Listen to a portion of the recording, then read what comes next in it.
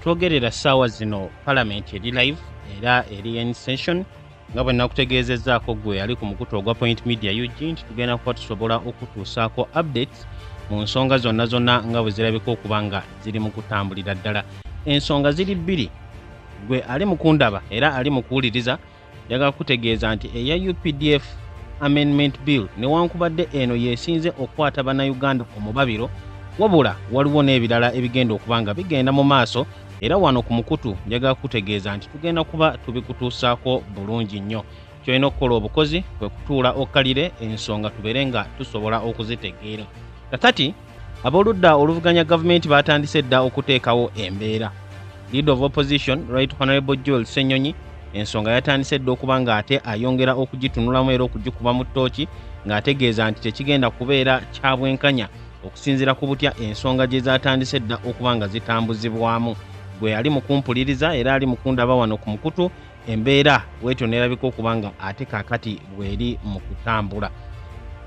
Tugenda mu maaso tusobodde okufunako ku babaka abamu abagenze mu maaso okuba nga beemulugunyako. Redde tulabyeko Honorable Ssemujju Nganda ng'agenda mu maaso okubaako ne byayogera, era bino byonna tugenda kuba tusobola obbikutuusaako wano. Okusinziira ku Ssemujju agamba nti embeera Palamenti gy'eri mu kooperatingira mu ssaawa zino si nnungi yadde, era agamba nti kyekimu n'ekyo ekyalabibwako ku Coffee Amendment Bill amagye g'eggwanga erya Uganda bwe gareidinga ne gayingira n'okuyingira Palamenti.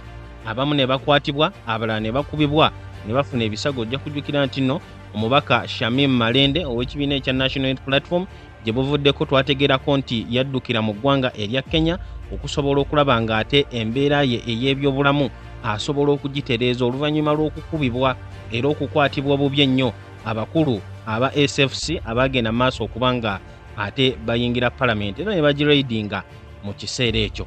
Kakati omubaka Ssemujju agamba nti embeera eyo teyeetaaga kubanga eddamu okubeerawo. Mu kiseera kyekimu Honorable Ssemujju Nganda agenze maaso okutegeeza ng'agamba nti abantu be abeekira asobodde okuba nga abakunga bulungi nnyo era n'abategeeza kiki ekigenda okubeera mu Palamenti, era n'ategeeza nti balina buli omu yenna eggwanga erya Uganda lyonna okubeera n'eriisa ejjogi obulungi ennyo okwetegereza kiki gavumenti ya General Yoweri Kaguta Museveni kyegenda okukola olunaku olwaleero luno ng'egenda maaso okuyisa amateeka ag'enjawulo. Nga bwe nkutegeezezza tekiri ku nsonga lya UPDF Act yokka, wabula n'ebibiina ebyobufuzi birabika okuba nga ate kaakati nabyo biteekeddwa ku kisenge era embeera tebagitegeera bulungi. Okusinziira ku Joel Ssenyonyi yatutegeezezza nti gavumenti kaakati eyagala kukaka ebibiina byonna bibeere nga bisobola oba bibeere nga byogerezeganya nayo, ekintu kye bagamba nti tebajja kuba nga bakkiriza. Kakati nga tukomyewo ku Honorable Ssemujju Nganda agamba nti ye yatandiseeko dda okulaba abantu abeefaananyiriza aba SFC nga bali mu ssuuti era nga bayina we baguumiikiridde mu Palamenti, wabula Ssemujju n'asaba sipiika abeere nga akakasa nti tewagenda kubeerawo kukkiriza kuva mu bali ku ludda oluvuganya gavumenti okusalendalinga eri ab'ebitongole bino ebikuuma ddembe. Era Ssemujju agamba nti ku mulundi guli nga bwe kyakolebwa si bwe kigenda okuba nga kikolebwa ku mulundi guno, newankubadde bagenda kubeera ba SFC.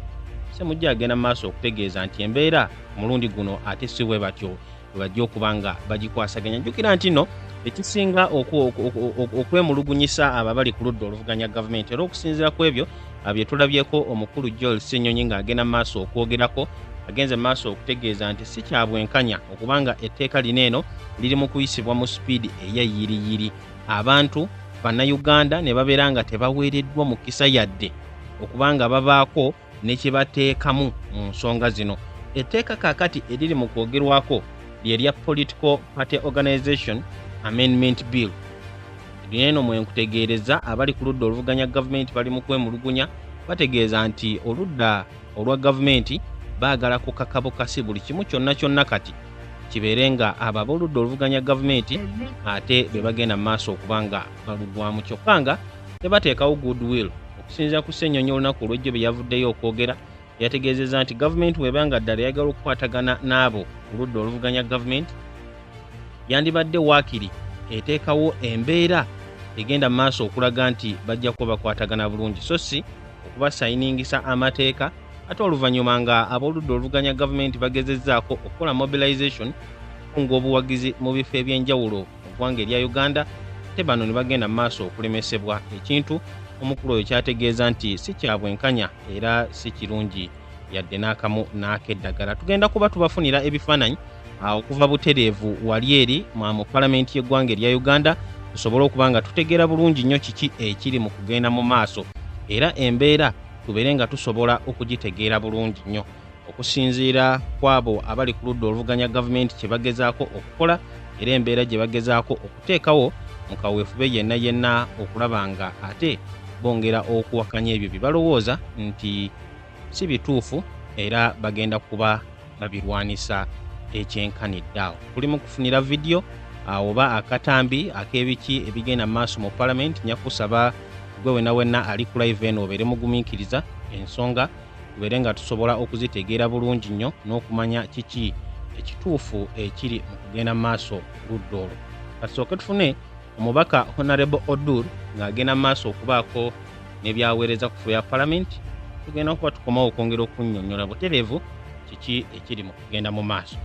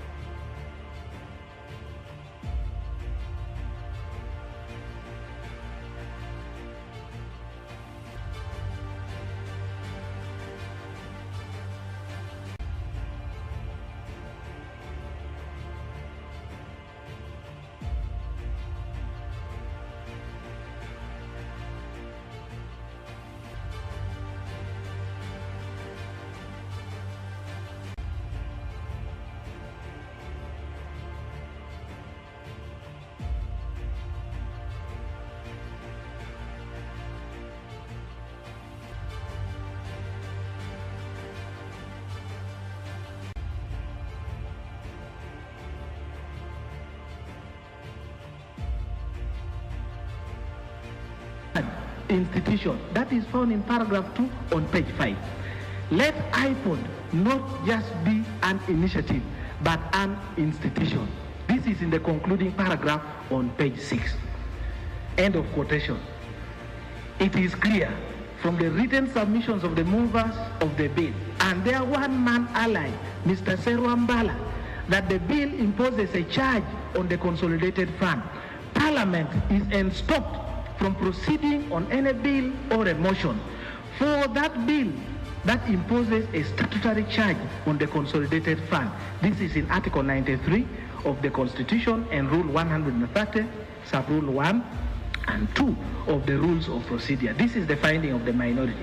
The minority finds that the Political Parties and Organization Amendment Bill 2025, privately moved by the Honorable Nakut Faith Loru, Honorable Mutembuli Yusuf, and Honorable Afidra Ronald Olema, violates Article 93 of the Constitution of the Republic of Uganda, and therefore it is unconstitutional. The other dissent is overthrow of the legal mandates of the other institutions. The minority observed that the Private Members Bill, the Political Parties and Organizations Amendment Bill 2025, intends to overthrow the legal mandates of various institutions conferred by the Constitution and Acts of Parliament. A patient analysis of by the minority observed that Parliament, these institutions, Electoral Commission, National Youth Council, National Women's Council, amongst others, will be relegated to be subordinate to iPod. The mandate to carry out legal reforms is an exclusive preserve of Parliament provided under Article 79. Nobody can make a law to reform issues of elections except this Parliament. 2, the mandate to enforce rules of engagement and conduct among its political parties is the preserve of the Electoral Commission by law.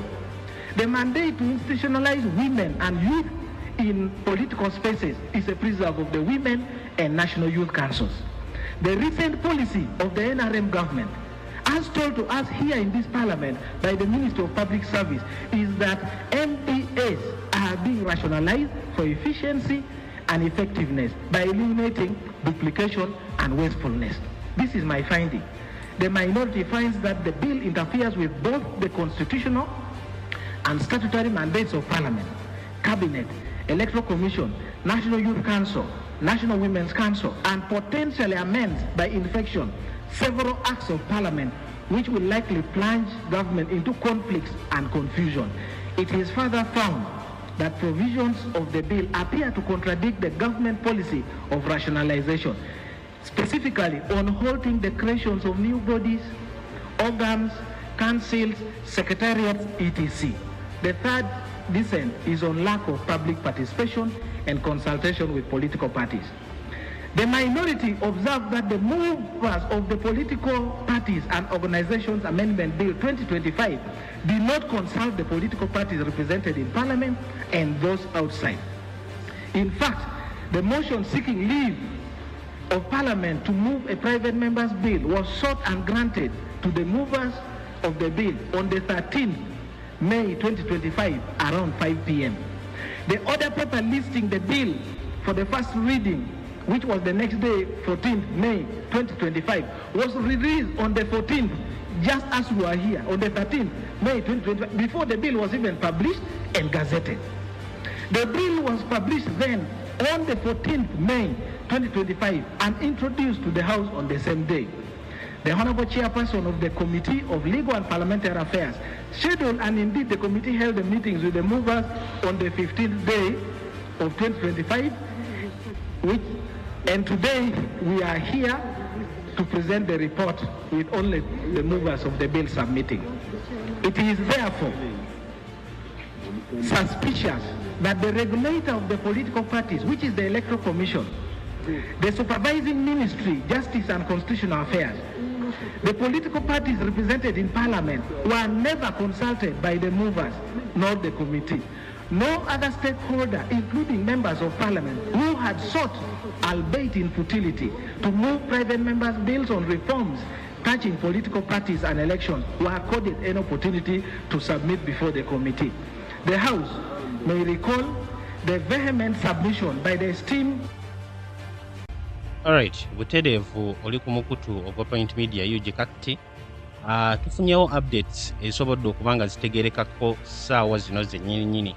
Amawulire agatulaga gagamba nti ab'oludda oluvuganya gavumenti, Leader of Opposition, Right Honorable Joel Ssenyonyi asobodde okukulemberamu ababaka be ne bastorminga out ne bafuluma Palamenti, era nga kinene bakikoze mu kwemulugunya awamu n'okulaga obutali bumativu mu ekigenda mu maaso okuba nga kiri mu kukolebwa nga gavumenti Gen. Yoweri Kaguta Museveni alabise okuba nga alumya ogw'engulu mu kuyisa etteeka lino oba ebbago lino linaatera okuba nga lifuuka etteeka ssaawa yonna.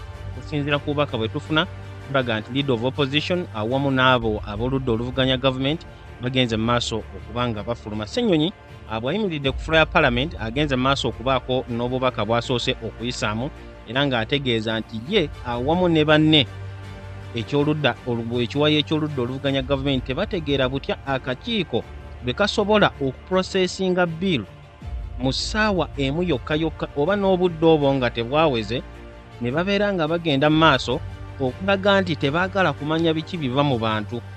Bo ne bagenda mu maaso okukola ebyabwe okuyisa ekyo mukama waabwe kyebagenze mu maaso okuba nga abategeeza. Ssenyonyi agamba nti abadde mwennyamivu nnyo, era n'ategeeza nti ye ne banne bwe bajja kutuula mu Palamenti okwenyigira mu bintu eby'ekiyaaye ebiri mu kugenda mu maaso.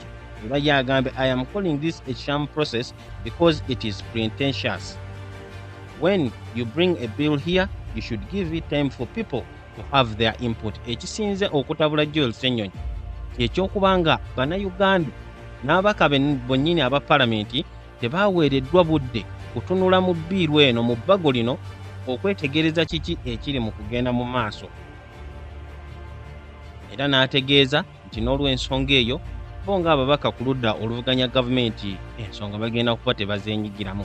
Jjukira nti nno olunaku olw'ejjo Joel Ssenyonyi we yakoze olukuŋŋaana lwa bannamawulire yategeezezza era n'akakasa bannayuganda nti ab'oludda oluvuganya gavumenti prosesi eno bagenda kuba bajyenyigiramu olw'ensonga nti kijja kuba kibayambako mu kaweefube w'okulaba nga basobola okuwakana ne baba nga bagenze mu kkooti bajja kubeera on record nti baaliyo mu palamenti nga bawakanya biki ebyakolebwa era ensonga nabo bennyini bazeetabamu wabula kaakati okusalawo okwo kulabika okuba nga kukyusiddwa. Joel Ssenyonyi, leader of opposition, agamba nti olw'okuba ensonga ziri mu kutambula mu ngeri ey'ekiyaaye ennyo mu ngeri etategeerekeka kaakati nno ensonga bo basobodde okuba nga bazivaamu. Tuzze nga tulaba akavuyo okumala ebbanga kaakati emyaka n'emyaka nga waliwo etteeka erigenda okuba nga liyisibwa wabula ng'okusingira ddala abo abali mu kibiina ekya NRM be balirinamu interest. Specifically mukama waabwe General Yoweri Kaguta Museveni ng'etteeka alirinamu interest. Aba NRM olw'okuba balina ennamba ennene bagenze mu maaso okuyisa amateeka ag'enjawulo. Ab'oludda oluvuganya gavumenti newankubadde babadde nga bagezaako nnyo nga bwe basobola okuteekawo embeera mujjukira naddala mwaka gwa 2018 ku mbeera eyatogikwatako mujjukira ebyabaddewo omwaka ogwedde ogwa 2024 mu nsonga za Coffee Amendment Bill. Bino byonna gavumenti teyagenda maaso na kufaayo oba kuwuliriza ki abo bali ku ludda oluvuganya gavumenti kye boogera oba bannayuganda ki kye boogera wabula bo ne bagenda maaso okuyisa ensonga nga bwe bazaagala. Kakati n'olunaku olwaleero mu palamenti nga tugenda maaso okuba nga tuddayo okusinziira ku ekyo ekiri mu kulabwako okusinziira ku ekyo ekiri ku fulo ya palamenti biri ensonga bbiri ze bagenda maaso okuba nga bayisa: Political Organization Amendment Bill awamu ne UPDF Amendment Bill. Bino byombiriri ab'oludda oluvuganya gavumenti balagira ddala nti tebabyagala wabula ate abo ab'oludda oluwa lwa NRM be basinza ennamba. Katuddeyo ku palamenti okwongera okuwuliriza wamu n'okutegeera kiki ekigenda mu maaso ate n'oluvannyuma bwe wagwawo ensonga endala yonna yonna tugenda kuba tukomawo ojje kutuusaako butereevu ku live yaffe eno. To principles of tolerance, dialogue and peaceful coexistence. The justification is shallow, unreasonable, irrational. At registration, all political parties carefully choose their own principles embedded in their constitutions which guide them, and these are registered with the Electoral Commission. In the absence of the express provisions in the constitution of political parties, the recourse is to the national objectives and direct principles of state policies and Articles 29 and 69 to 76 of the Constitution of the Republic of Uganda. Finding, the minority finds that the Political Parties and Organizations Amendment Bill 2025 is frivolous, vexatious, unjustified, unreasonable, irrational, and irrationally false acute, shortly acute of the constitutional parameters set out in the national objectives and direct principles of the state policy. Conclusion: the minority having found the following: 1, that the provisions of the bill have the effect of imposing a charge on the consolidated fund contrary to Article 93 of the Constitution of the Republic of Uganda. 2, that the bill interferes with both constitutional and statutory mandates of Parliament, Cabinet, Electoral Commission, National Youth Council, National Women Council, and potential amendments by infection, several acts of Parliament. 3, that the bill contradicts the government policy of rationalization on creation of new expenditure centers, such as the 2 organs proposed in this bill. 4, that the bill is diabolical and miserably falls short of meeting the provisions of Article 8A of the Constitution as far as participation in enactment of legislation. 5, the Political Parties and Organizations Amendment Bill is frivolous, vexatious, unjustified, unreasonable, and irrational. Now, therefore, it is recommended to Parliament as follows: that no question be proposed upon the Political Parties and Organizations Bill. 2, motions seeking leave to introduce private members' bills should be subjected to rigorous scrutiny by way of extensive debate on the justification for the peculiar circumstances to warrant the grant of leave. If I may add, government must first fail reasonably to provide a bill to have a justification for private membership. B, The Minister of Finance, Planning and Economic Development, be cautioned. The Minister of Finance, Planning and Economic Development, be cautioned to execute the mandate of the ministry diligently and avoid late-night escapades of issuance of defective certificates of financial implication. Parliament avoids entangling and entertaining motions and bills arising out of petty quarrels and disagreements between individuals and institutions. Lastly, that the Business Committee of Parliament should convene on more regular basis to conduct business as provided in the rules of procedure. Madam Speaker, before I conclude, when a point of law or a point of procedure is raised in this House, it is my humble prayer that you make a ruling substantially. It cannot, a point of law or a preliminary objection cannot be put to vote. That preserve is entirely for the presiding officer.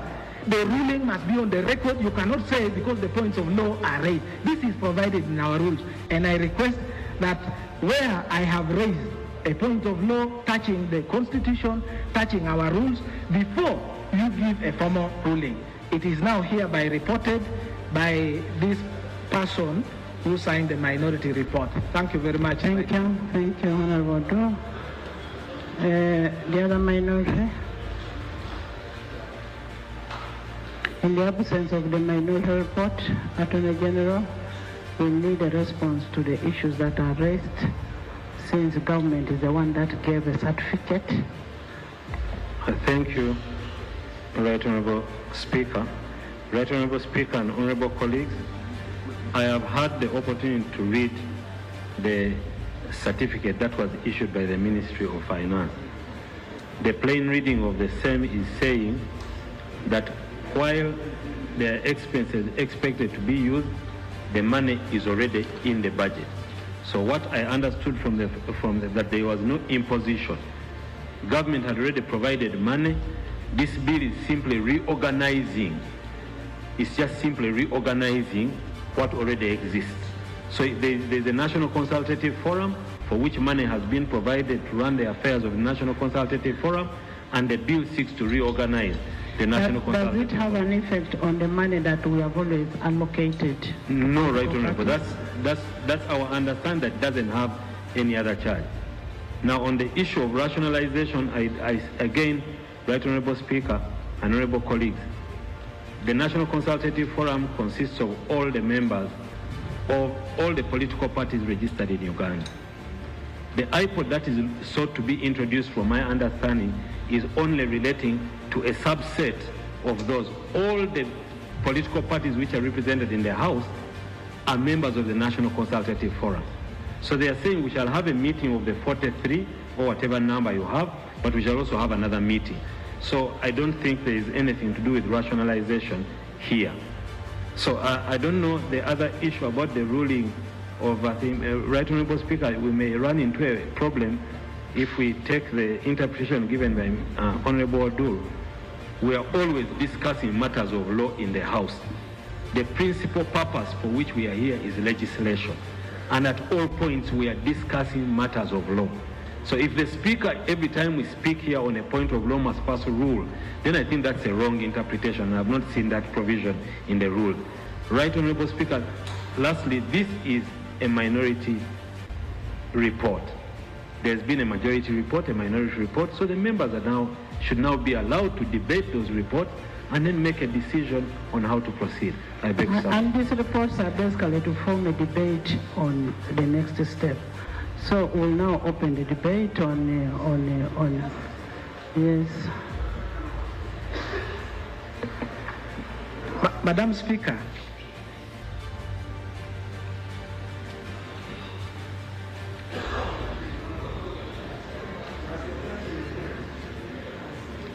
Madam Speaker, I want to draw your attention to this, the wording. Honorable, just a minute, Honorable Attorney General, the certificate where it says there's a financial implication, maybe you could make a clarification on that.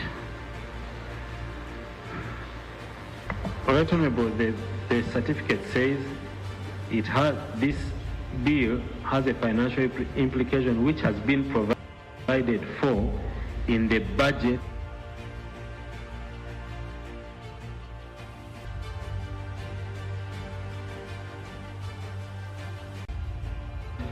of this institution. So it is not an imposition of a charge. It is saying that from my reading of this, whatever money you're going to use to do this is already there. So it's not an imposition. They are not imposing a charge on the they're actually just spending what has been provided. Okay. Madam Speaker, the records of my submissions are already with you, but I want to remind you on this, that before we go to debate, you resolve this matter. Rules regarding settlement of financial matters. A question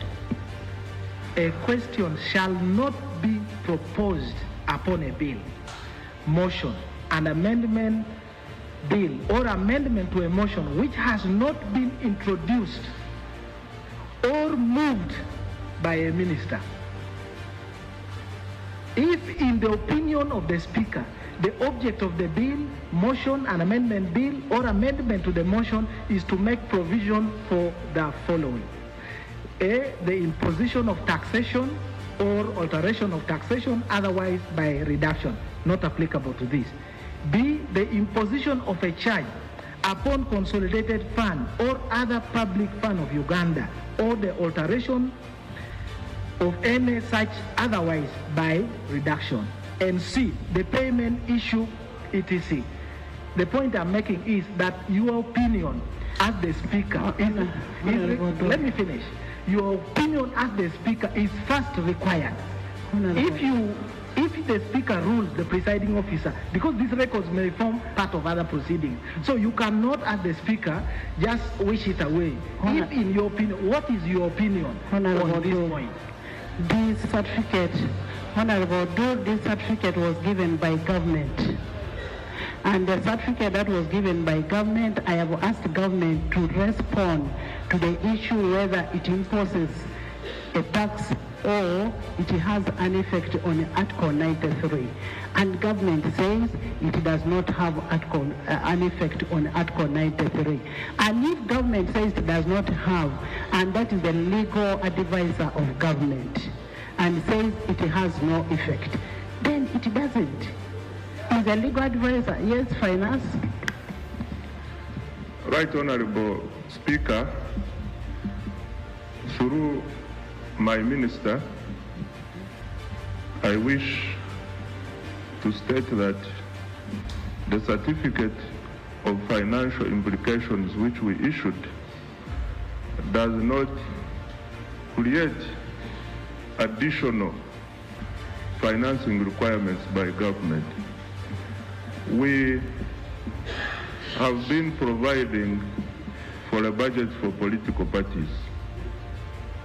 This exists in the budget which we are running now and the budget which we passed on Thursday.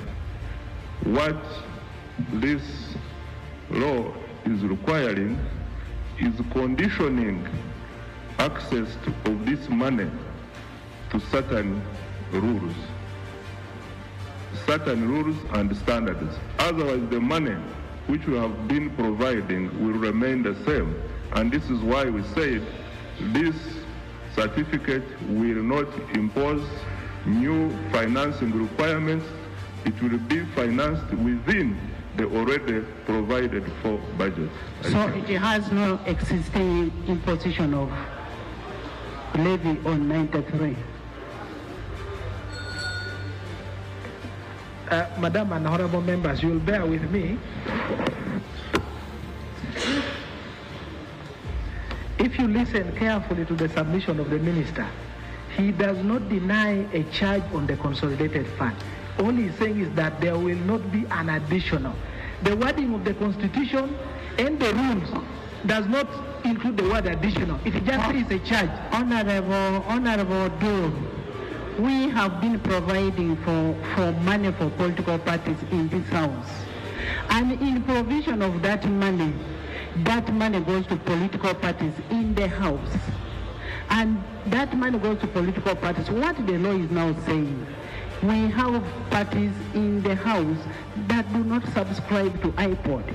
Now, those parties that are in the House must first subscribe to iPod for them to be able to get what? To get part of this money. There is no additional money that is being added on political parties. It is exactly the same amount that has been there that is going to be distributed according to the numerical strength in the House. But the law is also saying that if you do not want to cooperate by being part of iPod, then you do not qualify. Meaning that if you don't participate in iPod, the money that is going to be distributed to the other parties that are in iPod actually will be within them, and it increases on their money. Yes, Dr. Chris. Let's first have Chris. Thank you very much, Right Honorable Speaker. I think the Honorable Dur should not mislead the House. What Article 93 refers to is for a private member's bill to introduce additional burden, a charge or a tax, which is not applicable in this case. There is no new charge or tax being introduced by the bill. And therefore, I think Andy knows it, but he's just taking Parliament for a ride. So I just invite you to cease fire and let the House debate these reports. Honorable Akamba, Honorable Ole. Thank you, Right Honorable. Right Honorable, the Article 93 of the Constitution is very clear, and it does not, the current bill does not in any way offend the article.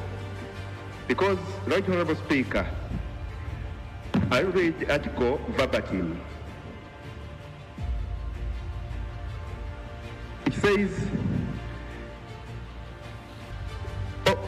in summary, it prohibits Parliament from proceeding on a bill or an amendment unless it is done on behalf of government which imposes a charge on any public fund.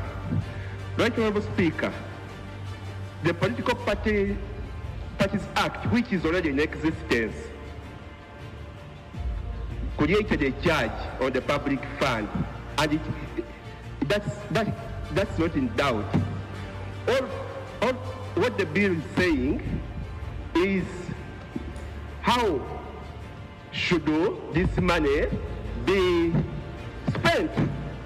It does not in any way suggest, there is no single provision that says or proposes that there will be another charge made on the consolidated fund. So in my opinion, the bill is constitutional and it does not offend that Article 93 in any way.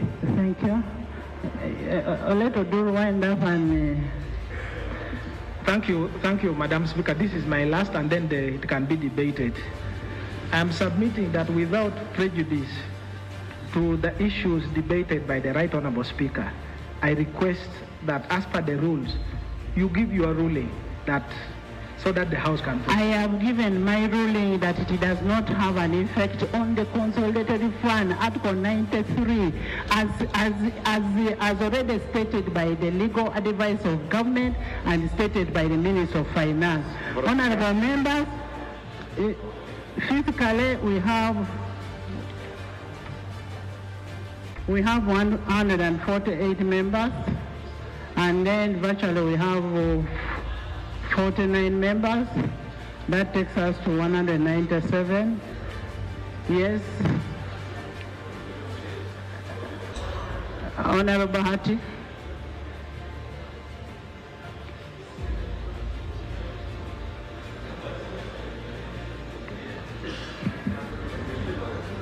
Madam Speaker, we want to thank the committee, but also to appreciate the issues raised by the minority report, and we have had clarification that actually this bill has no imposition of extra charges. We have also, from the report of the committee, the majority committee, heard that the bill is not diabolic.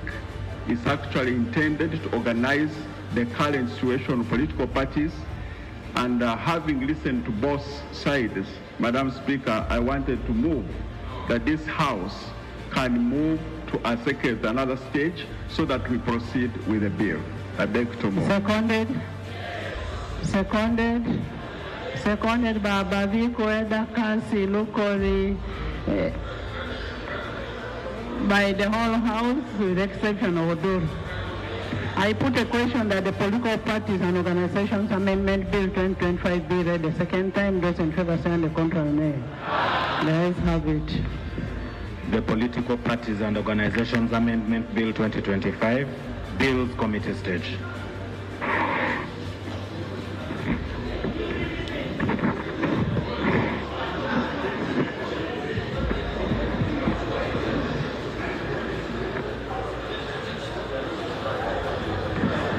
Clause 1.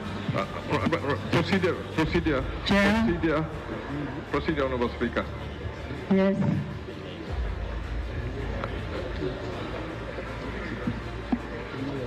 As a member of the iPod Summit, I am finding it extremely strange that I cannot even put input on the goings on of iPod on record.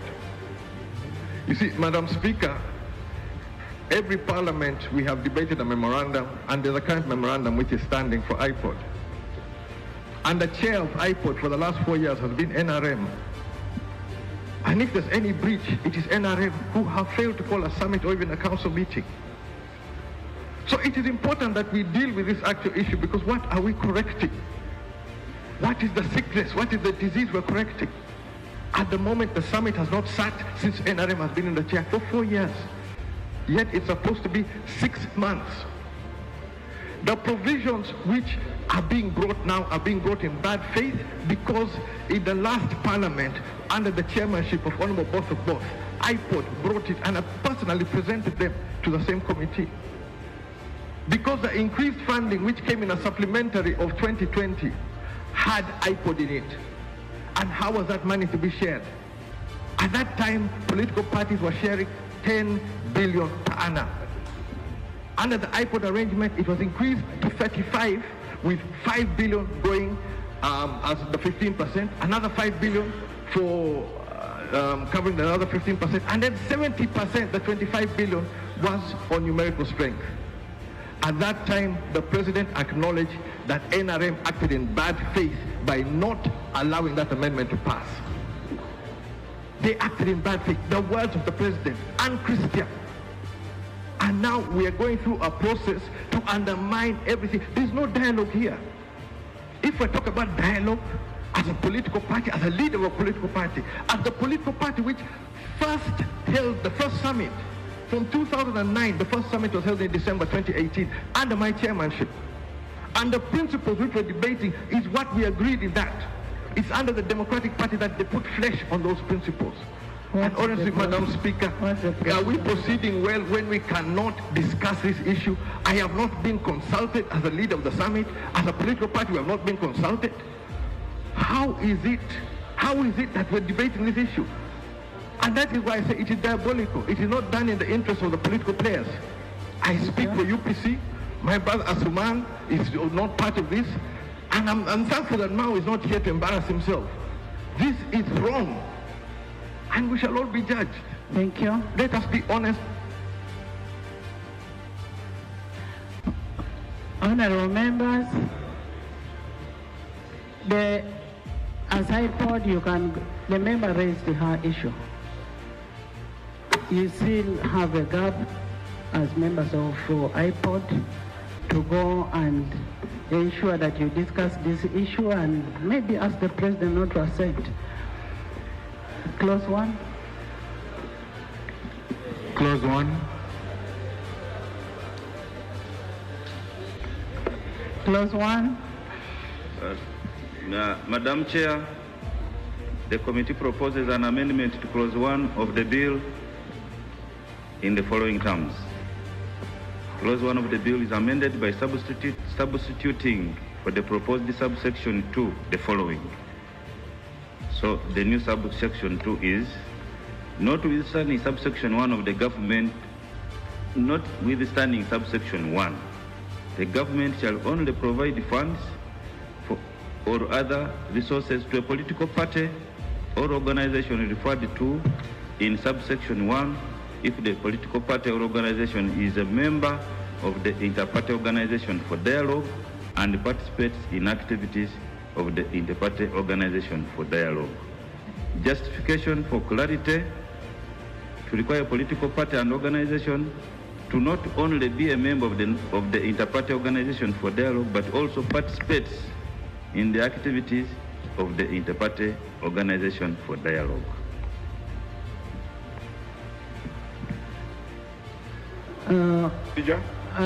Private member. Procedure. Right Honorable Speaker, I concede. AG. I don't have any objection. I put a question that clause 1 be amended as proposed. Those in favor say on the contrary, nay. The ayes have it. Clause 1 as amended. I put a question that clause 1 as amended stands part of the bill. Those in favor say on the contrary, nay. The ayes have it. Clause 2. I put a question that clause 2 stands part of the bill. Those in favor say on the contrary, nay. The ayes have it. Clause 3. I put a question that clause 3 stands part of the bill. Those in favor say on the contrary, nay. The ayes have it. Title. I put a question that the title stands part of the bill. Those in favor say on the contrary, nay. The ayes have it. Motion for resumption of the House. Honorable Nakut. Right Honorable Speaker, honorable members, I move that the House do resume and the Committee of the whole House reports thereto. I put a question that the House resumes and the Committee of the whole House reports thereto. Those in favor say on the contrary, nay. The ayes have it.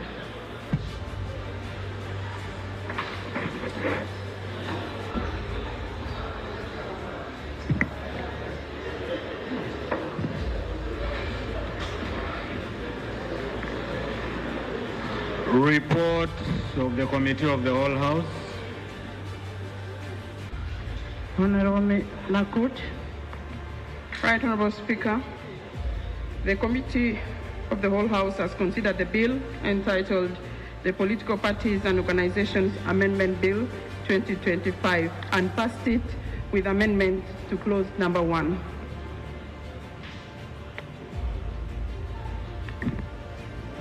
Motion for adoption of the report of the Committee of the whole House. Honorable Nakut. Right Honorable Speaker, I move that the House adopts the report of the Committee of the whole House. I put a question that the report of the Committee of the whole House be adopted by this House. Those in favor say on the contrary, nay. The ayes have it. Bill third reading, the Political Parties and Organizations Amendment Bill 2025. Honorable Nakut. Yes. Thank you, Madam Speaker. Madam Speaker, I would like to raise the issue touching the Constitution and our rules on quorum. I can confirm the number of members present. I request that you put on record the number of people attending online so that we can confirm that the 47 you mentioned is correct. Honorable Odur, I mentioned it. I don't know why you doubt what I'm saying. I did it, I mentioned it, and I still maintain what I mentioned. Honorable Nakut. Right Honorable Speaker and honorable members, I move that the motion that the bill entitled the Political Parties and Organizations Amendment Bill 2025 be read for the third time and do pass. I put a question that the Political Parties and Organizations Amendment Bill 2025 be read the third time and do pass. Those in favor say on the contrary, nay. The ayes have it. A bill for an act titled the Political Parties and Organizations Amendment Act 2025. Title settled and the bill passed. Next item. Item 5 on the order paper, Bill second reading, the Uganda People's Defense Forces Amendment Bill 2025. Honorable members, you recall on Tuesday 13th, 2025, the Minister of Defense and Veteran Affairs tabled the bill, the Uganda People's Defense Forces Bill 2025 for the first reading. The bill was read for the first time and referred to the Joint Committee of Defense and Internal Affairs and the Committee of Legal and Parliamentary Affairs pursuant to Rule 200, the Rules of Procedure. The Joint Committee is now ready to report, and pursuant to Rule 136(1) of the Rules of Procedure, I will invite the Chair of Defense and Veteran Affairs to move a motion to that effect. Defense and the Minister of Defense and Veteran Affairs to move a motion to that effect. Right Honorable Speaker, I beg to move that the bill entitled Uganda People's Defense Forces Amendment Bill 2025 be read for the second time. Seconded. Seconded by Honorable Bahati, Honorable the Vice President, Honorable Jessica Lupo, the Prime Minister, Honorable Navanja, the Honorable Hajar, the Deputy PM, Prime Minister, Honorable Bahati, Karamoja Affairs, Honorable Kuris, Honorable Acheng, Honorable Namiliango, Honorable Anifa, Honorable Musasisi, Honorable Mbadi, Honorable Akelo, Honorable the youth MP, Fred, Honorable Minister Muhosi, Honorable Finance, Honorable Kasaija, Shatis, Adoa, Honorable Eluelu, Honorable Kasai, Honorable Government Chief Whip, by the whole House with the exception of Honorable Do.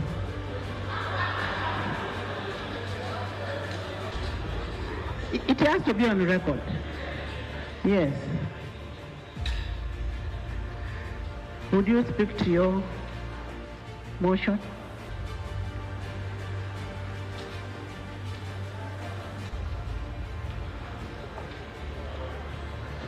Honorable Speaker and colleagues, the record of this House has it that this bill is actually intended to rectify, to remedy the existing defects in the law. The last time this Parliament handled this bill was 2005, and the Uganda People's Defense Forces Act 2005 was enacted in 2005 to provide for the regulation of the Uganda People's Defense Forces in accordance with Article 210 of the Constitution. It repealed... Honorable, I meant Honorable Muhez, not Muhoz. Muhez, not Muhoz. And Honorable Tafire. It repealed and replaced the Armed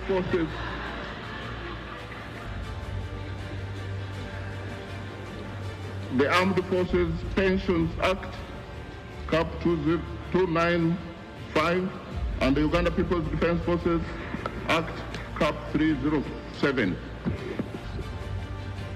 Since 2005, the defense sector has undergone significant transformation arising from both emerging threats and opportunities. Several of them were unforeseen and not adequately addressed by the Uganda People's Defense Forces Act, Cap 330. The Act, for instance, did not provide for the provision of health care for the officers and management of militants. It did not also provide for the management of military veterans, management of pension and conferring of service medals by the defense forces. It is important, Right Honorable Speaker and colleagues, to note that since 2005, the administrative structure of the Uganda People's Defense Forces has evolved.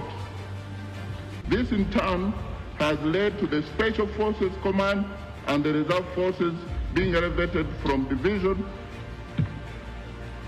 under the Land Forces to independent services. The amendment before you today has taken this into account. Additionally, following the judgment of the Supreme Court in Constitutional Appeal number 2 of 2021, Attorney General versus Honorable Michael Kabazikuruka,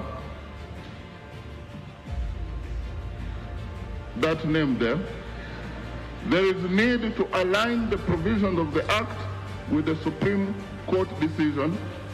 This bill accordingly gives effect to the orders and recommendations of the Supreme Court. And Right Honorable Speaker and colleagues, I believe that the justifications as are embedded in the remedies proposed in the bill, one of them is to align the Act with the new government policies and the command, control, and other administrative structures of defense forces. Another one is to improve the welfare of the officers and militants of defense forces, to address the glaring gaps in health care by providing for health care for officers and militants.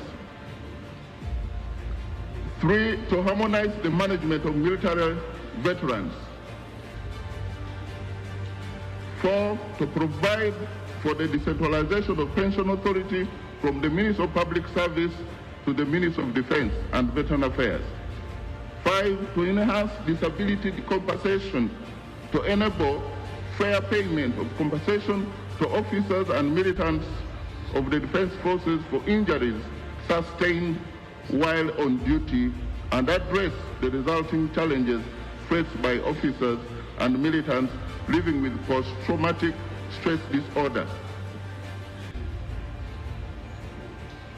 6, to restructure and re-establish the courts-martial in the defense forces in accordance with Article 129(1)(d) of the Constitution and prescribe their jurisdiction to provide for the membership and qualification of presiding officers of the courts-martial and for the independence of the courts-martial. 7, to provide for appeals from the courts-martial. 8, to prescribe exceptional circumstances under which civilians may be tried by the courts-martial. Next is to establish a military courts department which shall be responsible for the administration of justice within the defense forces and provide for its membership. Again, to establish a disciplinary unit within the defense forces which shall be responsible for the discipline of the members of the military courts department. And finally on that is to prescribe the arms and ammunition which are the monopoly of the defense forces and classified stores of the defense forces. Right Honorable Speaker and Honorable colleagues, this law is not about civilians being before courts-martial.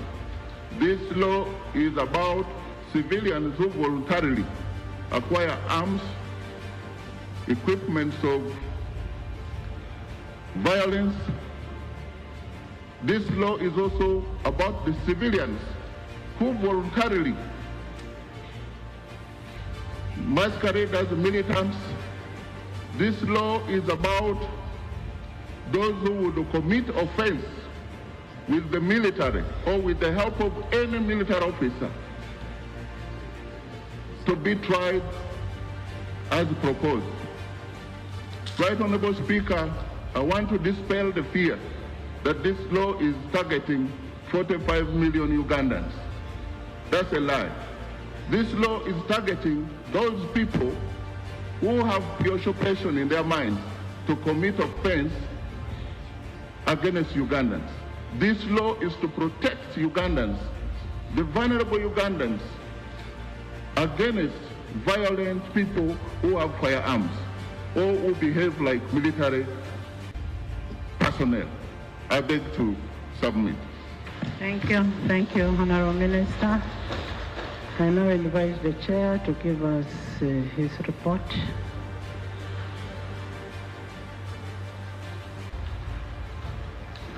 Right Honorable Speaker, I wish to lay on the table minutes and record of processing of the bill as was referred to us. I beg to lay. Right Honorable Speaker, and I will summarize. On the 13th May 2025, the bill was referred for the first time reading to the committee, and according to Rule 200, a consolidated. Yes. Right Honorable Speaker, the chair of the committee intends to dissuade the House that there is no dissenting report. There is a dissenting report that was submitted to the chair of the committee, and rightfully so, he should have probably made us aware that it is there and almost signed by half of the committee. The chair will bring that. Just be patient, it will come. The chair, after reading his report, will call for the dissenting what? Views.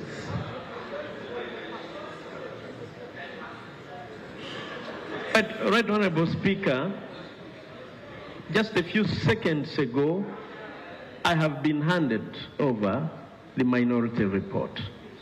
I wish to lay the minority report. And there was no intention whatsoever, but the fact is, if there is a second one, you proceed. But Honorable Speaker, honorable members, stop smuggling minority reports in the House. The reports must be received, we upload them, and we handle them. Thank you. Nobody will be denied to present a minority report, but just bring them in a formal way. But Honorable Speaker, I wish to present the report of the Consolidated Committees of Defense and Internal Affairs and Legal and Parliamentary Affairs. This bill addresses the policy principles, and briefly, it streamlines the composition of the defense forces and establishes healthcare service for its members. The bill creates a medical board. It defines service offenses. It defines. The report is being presented. Let him finish his report. Yes.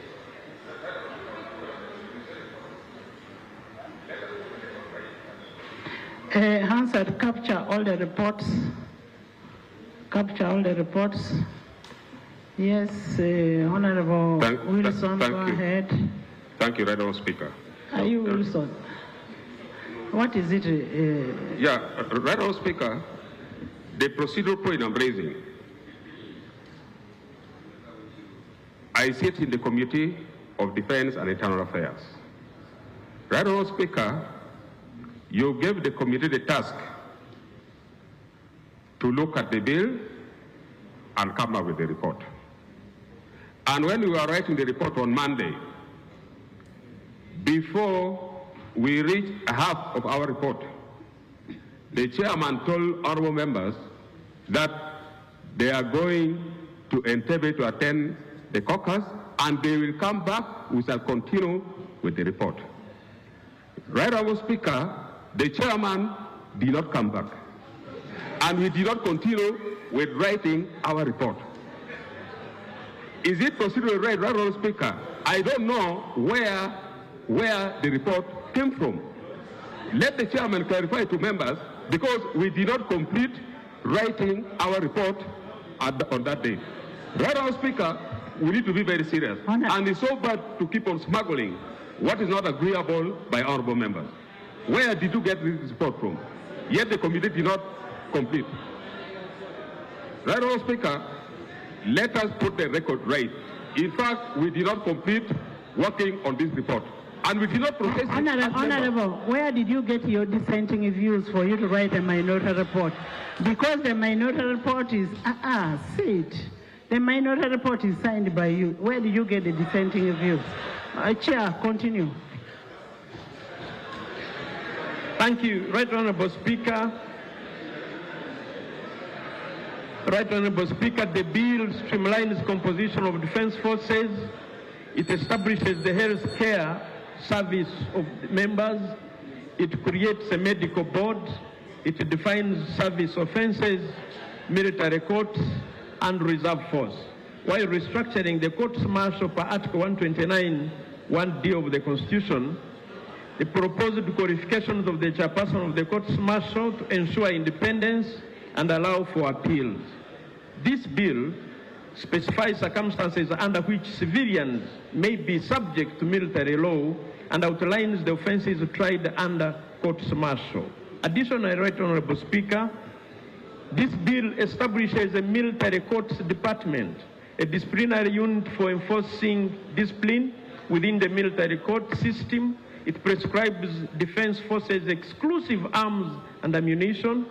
It manages veterans affairs and repeals the Uganda Veterans Assistance Board Act Cap 221 and related matters.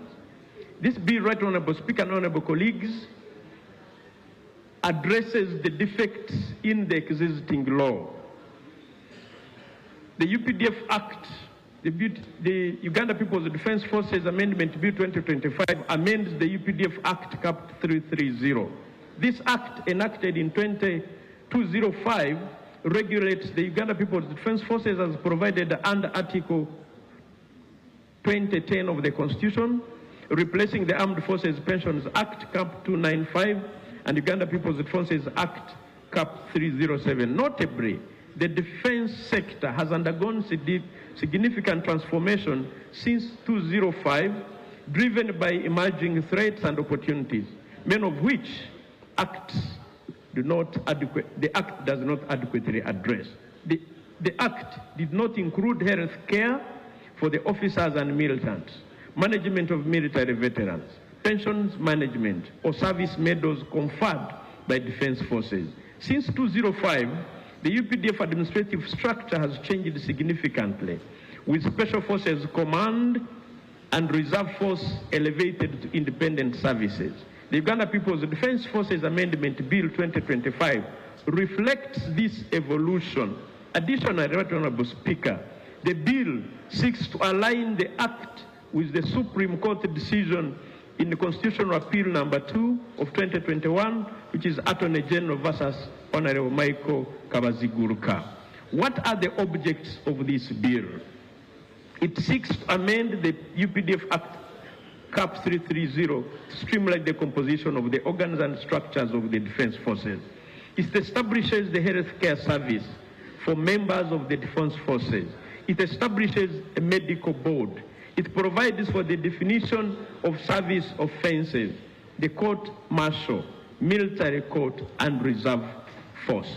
It provides for the restructuring and establishment of the courts martial in the defense forces in accordance with Article 129(1) of the Constitution and prescribe for their jurisdiction. This bill provides for the membership and qualifications of the chairperson and the courts martial and the independence of the courts martial. It provides for appeals from the courts martial.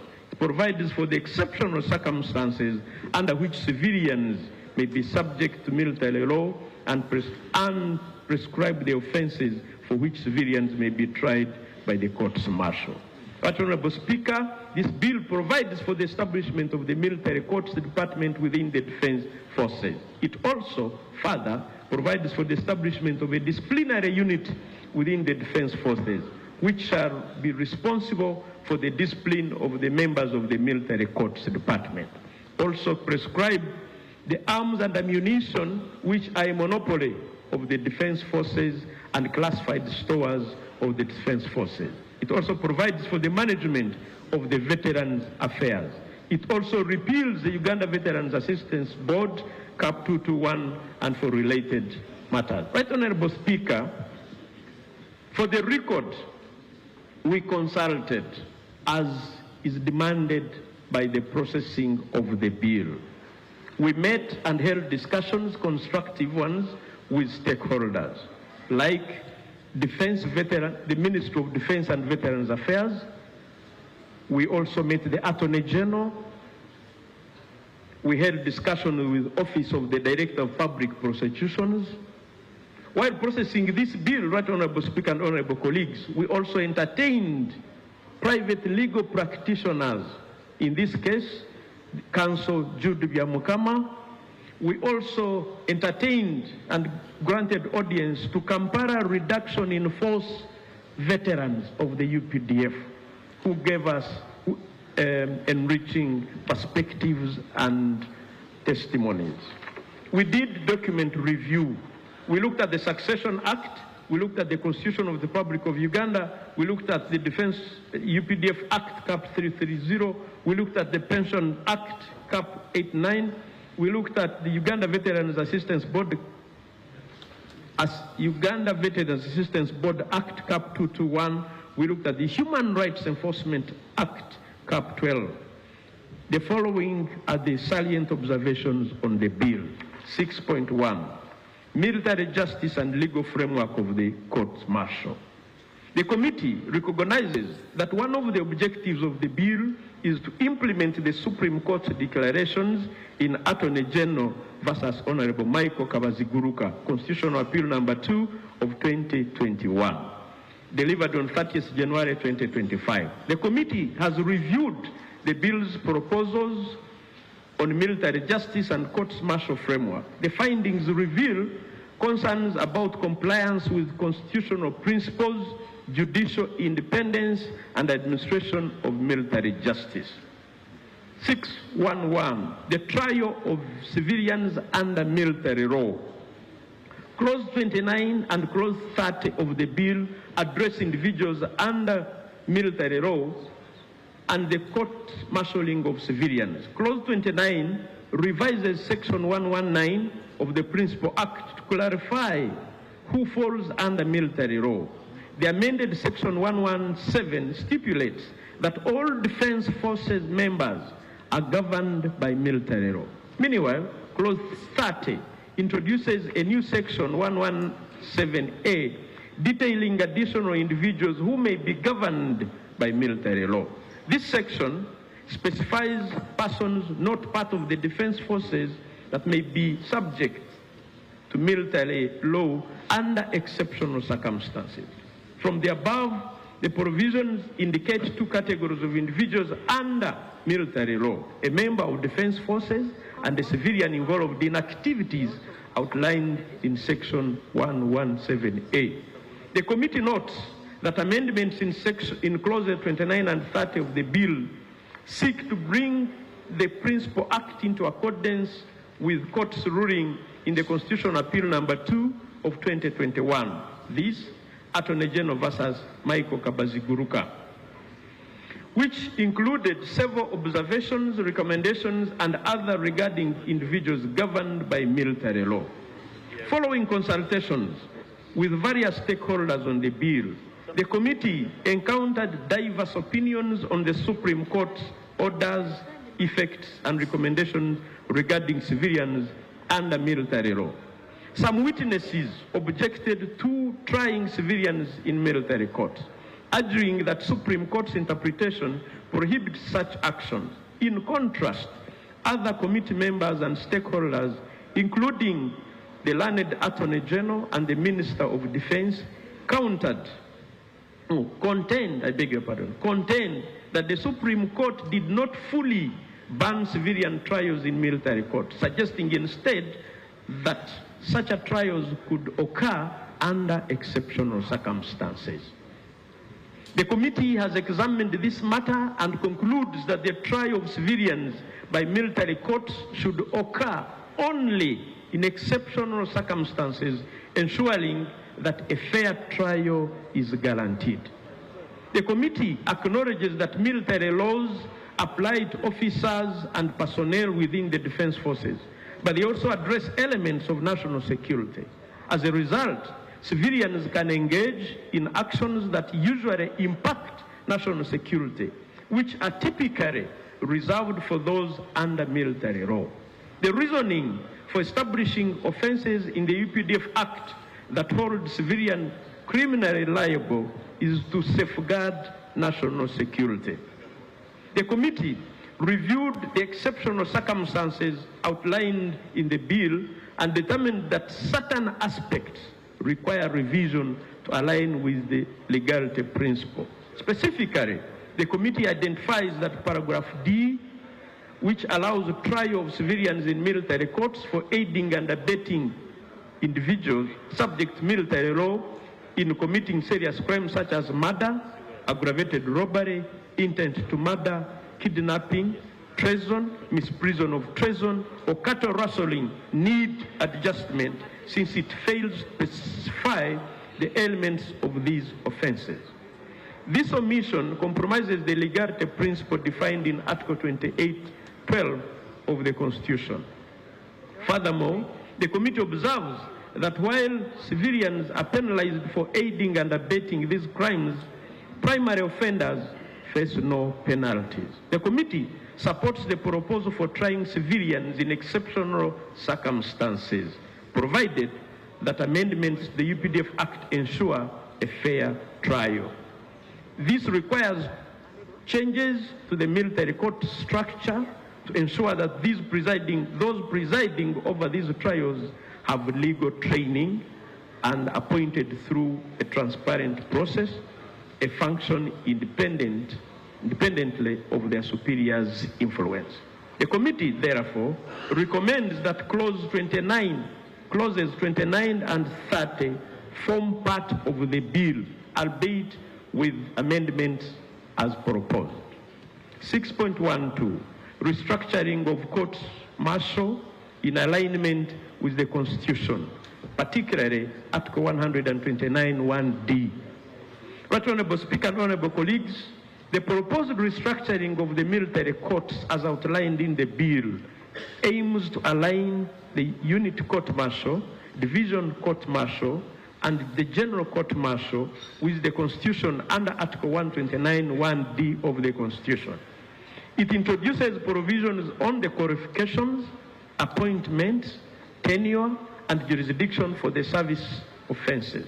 Additionally, the bill establishes military courts department to oversee justice administration within the defense forces. However, the committee noted that the roles and functions of the military courts department are vague, leaving gaps in oversight and accountability intended to oversee military courts. The structure risks undermining judicial independence. The military courts department includes the head general court-martial as chair, along with military prosecutors, defense counsel, and chairpersons of the military court. This overlap of judicial and prosecutorial roles is seen as a violation of natural justice principles. It threatens the right to a fair hearing by compromising impartiality of the court. Additionally, a key concern arises from the provision allowing the Chief of Defense Forces, in consultation with the High Command, to assign an acting rank to the head of the General Court-Martial when the accused has a higher rank. While intended to maintain order, this mechanism may introduce bureaucratic delays and allow manipulation of the justice process. For instance, the Chief of Defense Forces could delay rank assignment impeding the prosecution of senior officers. The temporary rank, with its associated privileges, may also incentivize judicial officers to prolong proceedings to retain benefits, hence compromising timely and impartial justice. The committee therefore recommends that the proposals contained in the bill regarding composition and structure of the military courts should be supported, albeit with amendment to engender fair trial provisions as proposed in the committee's amendments. Appointment of the presiding officers and members of the courts martial. Right Honorable Speaker, the committee notes that Supreme Court emphasized that military courts, despite being specialized, exercise judicial power and must therefore uphold the same safeguards of independence and impartiality guaranteed under Article 129 of the Constitution. While the bill 129 or 128? I beg your pardon. Guaranteed under Article 128 of the Constitution. While the bill amends qualifications by requiring legal training for the presiding officers, committee expressed significant concern over the appointment process. Currently, all members are appointed by the High Command from a list it generates in consultation with Judicial Service Commission. This system grants the High Command broad powers to appoint members for specific trials, raising serious doubts about the members' independence and vulnerability to external influence. The idea of consulting Judicial Service Commission does not explicitly define the role of Judicial Service Commission in the process of appointment. The committee argues that the Judicial Service Commission should be given a stronger role to vet presiding officers who wield judicial power. The committee contends that military courts must be governed by judicial oath and legal principles. We therefore recommend that persons presiding over military courts should be appointed by the Commander-in-Chief on the recommendations of Judicial Service Commission from the list generated by the High Command. Tenure of service. The bill allows a 3-year renewable tenure for chairpersons of court-martial, but is silent on the terms of other members. The committee noted that secure tenure is vital for judicial independence, safeguarding judicial officers from arbitrary removal of political pressure. A 3-year term is inadequate, and unclear removal grounds for members create insecurity, risking impartiality. Citing Justice Asaf Ruhinda-Ntenje and another versus Attorney General, Constitutional Petition number 33 of 2016, which declared fixed term contracts for 5 years for all members and the defining grounds for removal to protect judicial independence. The committee recommends that a term of all members be increased from 3 years to 5 years and is eligible for reappointment. 2, that the term should apply to all members of the courts martial and not limited to the chairperson as proposed in the bill. Appeals from decisions of courts martial. The bill permits unit court martial to the division courts martial to the general courts martial, and from the general court martial to the Court of Appeal, with the Supreme Court as the final appellate court. The Attorney General explained that since the High Court lacks appellate jurisdiction over capital offenses, appeals for such cases must lay directly to the Court of Appeal. The committee agreed with this reasoning, but raised concerns about the practicability of requiring officers and soldiers in remote areas to travel to Kampala for the General Court Martial appeals. This could be costly and could hinder access to justice. Additionally, the right to appeal where the aggrieved party is dissatisfied with the unit court-martial decision has only right to appeals. While a division court-martial decision can be appealed to the Supreme Court where viewed as unfair. The bill restricts appeals on legal matters, making decisions of the chairperson of the unit and the division court-martial final. The committee deems this untenable as it prevents parties from challenging potentially erroneous legal decisions, risking miscarriages of justice. The bill's clauses on the appeal and enforcement of sentences, particularly regarding the death penalty, were also problematic. The phrase of notice of intention to appeal differs from a formal notice of appeal, creating ambiguity and risk that death sentences could be executed before appeals are determined, violating Article 22(1) of the Constitution. This article guarantees that no person shall be deprived of life except after a fair trial and confirmation by the highest appellate court. We therefore recommend, Right Honorable Speaker and honorable colleagues, we recommend the following. 1, that appeals from the unit court-martials should lay with the division court-martial. 2, the decisions of a unit or division court-martial on matters of law and facts should be open to challenge. That appeals from decisions of the general court-martial should lay with the Court of Appeal as proposed in the bill. 4, proposed section 2272 should be deleted and section 2273 be aligned with the provisions of Article 221 of the Constitution. Structural reorganization of defense forces. The committee acknowledges vital role of Uganda People's Defense Forces that has played in upholding national security and preserving and defending sovereignty and territorial integrity of Uganda. In light of evolving security threats and expanding military responsibilities, there is a critical need to realign the UPDF structure. Structural reform is based on Uganda's legal framework, specifically Article 2010 of the Constitution that empowers Parliament to make laws regulating Uganda People's Defense Forces, and in particular, provide for the organs and structures of UPDF. Section 2 of the UPDF Act, Cap 330, provide for the mandate of Parliament to make laws, prescribe any services beside the land and air forces. At present, these two branches are central to the military operations of the UPDF, which also receives assistance from the reserve force during emergency.